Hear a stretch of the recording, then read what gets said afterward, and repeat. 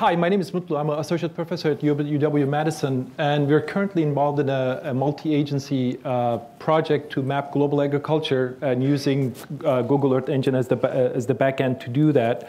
So we're mapping global croplands at 30-meter resolution circa 2015, and we're focusing on 4 products that I'm going to tell you in a second.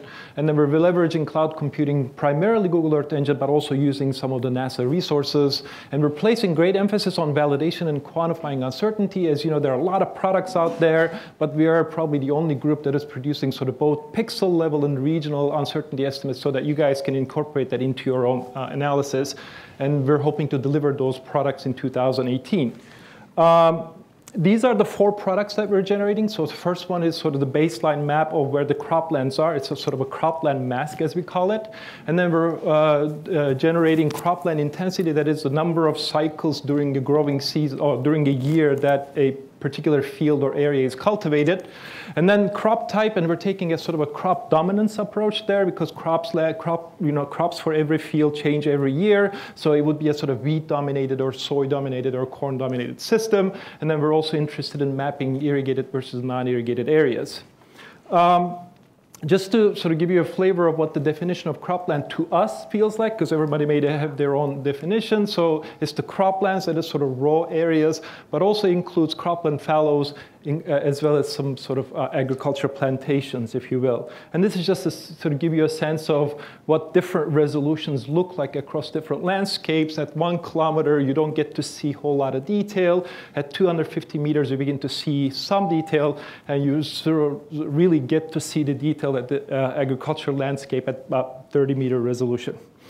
This is what the first product looks like. So if you go to that website, this product is available, not necessarily for downloading.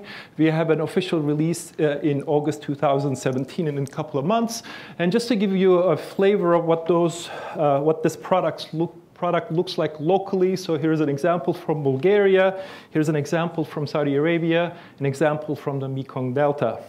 As I said, we place a lot of emphasis on validation. We have about 350,000 individual data locations for which we have sort of verification data. And we built some tools along the way to do the verification. So here is a website. There's a mobile version of that. And I would encourage you guys to come and help us, go to that website and help us generate additional points so that we can do a better job at validation for you.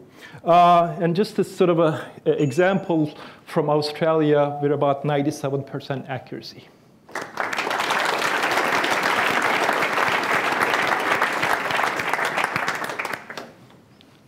Are these results for a single year, or do they describe the dynamics over multiple years where you can do crop rotations like corn and soybeans in the Midwest? We're not doing crop rotation. It'll be sort of crop dominant. So it's circa 2015, give or take a couple of years.